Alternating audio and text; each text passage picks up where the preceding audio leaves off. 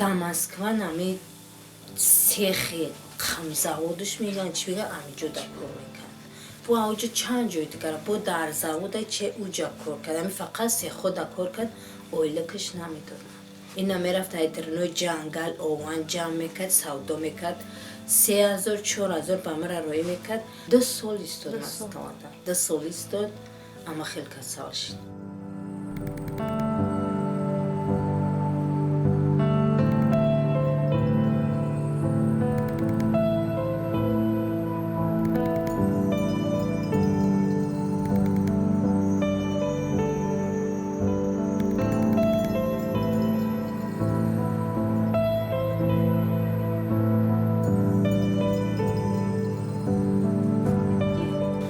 چون میگفت که کودکم خشن نگاه که بسیار نبودم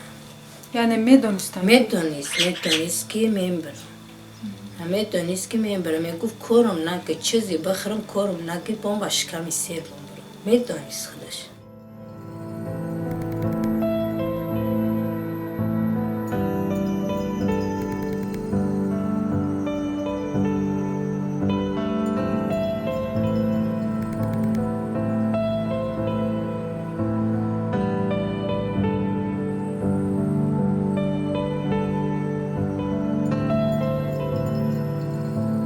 تربسشونی میشوه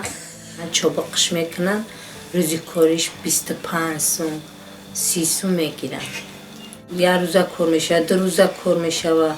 نم خیلی میگیرن روزیش هست که یه روز دمو کار بود میشوه با وی کار میگردن